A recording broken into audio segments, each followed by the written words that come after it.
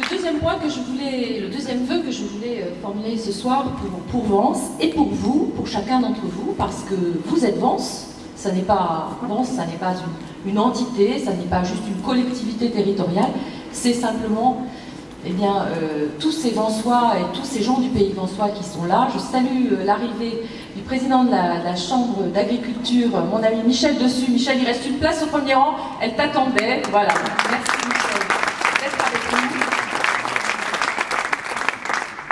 Je voulais donc vous dire que le sujet essentiel, je crois aujourd'hui encore dans Vence, un autre sujet essentiel, c'est celui du vivre ensemble. Et je voudrais que cette année 2014 nous donne l'occasion de changer d'ambiance, de changer de mode de relation. En premier lieu, entre les élus et la population. C'est le premier point, c'est à mon avis essentiel, parce qu'on ne peut pas prétendre représenter les gens que l'on ne fréquente pas. On ne peut pas prétendre représenter les commerçants si on ne les voit qu'une fois tous les 6 ans. On ne peut pas prétendre représenter les artisans si on ne les fréquente pas. On ne peut pas prétendre représenter les sportifs si on ne les écoute pas. Vous avez remarqué que je n'ai pas dit si on ne fait pas de sport, je me souviens. Et par contre, il est essentiel effectivement d'aller constamment à la rencontre des gens et de changer cette ambiance pour permettre l'écoute des Vensois et pour permettre à chacun de pouvoir s'exprimer. Bien sûr, il faut trancher. Bien sûr, à un moment donné, il faut décider, et les décisions que l'on prend ne peuvent satisfaire tout le monde. Mais quand on prend une décision après avoir entendu l'ensemble de la population, eh bien quand même, ça change beaucoup les choses. Je me souviens, et je me souviendrai toute ma vie, de l'époque du lycée de Vence, où nous avons écouté tout le monde, où nous avons entendu tout le monde, où nous avions une partie de la population contre nous. Et pourtant, aujourd'hui, nous avons fait, je crois, un très beau projet pour Vence.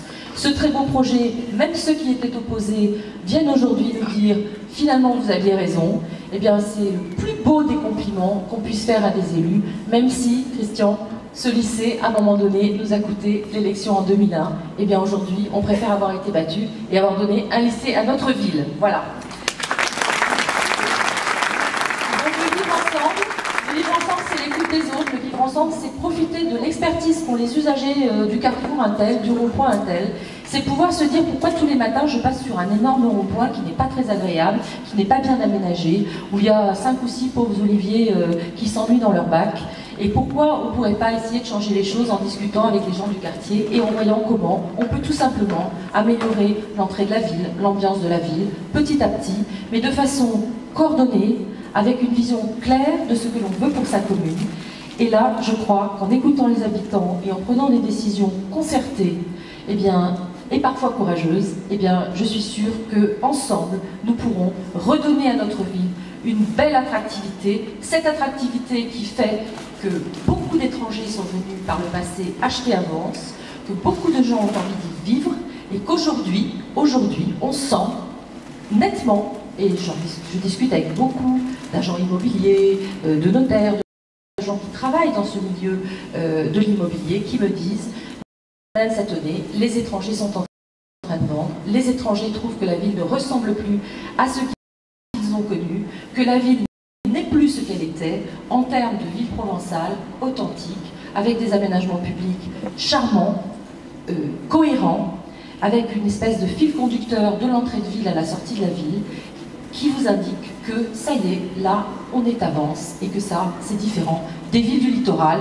Je veux que l'on puisse ensemble, en 2014, redonner à Vence, inverser le cours des choses, qui depuis quelques années est en train de faire que Vence perd de son identité provençale et de son charme, et donc de son attractivité. Je vous demande votre soutien pour pouvoir, en 2014, essayer d'inverser le cours des choses avec vous.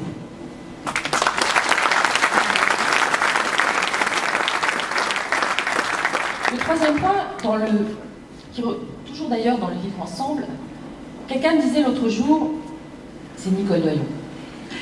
Nicole disait l'autre jour, vivre à Vence, c'est vivre ensemble. Et c'est vrai que vivre à Vence, c'est vivre ensemble. Et c'est pour ça qu'on choisit Vence, quand on n'est pas vensois de souche, comme c'est mon cas. On choisit Vence parce qu'on se dit, voilà, j'ai 3 enfants, ils sont tout petits, eh bien je n'ai pas envie de les élever dans une ville où ils seront anonymes, je ne saurai pas où ils sont. J'ai envie de les élever dans une ville dont on peut cerner les contours, dont on peut aller d'un bout à l'autre en 10 minutes, dont on sait plus ou moins que s'ils ne sont pas à la maison, ils sont chez un tel ou chez un tel.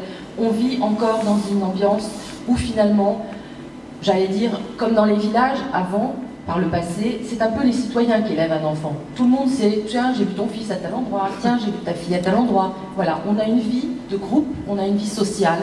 Donc vivre ensemble, vivre avant, c'est vivre ensemble. Aujourd'hui,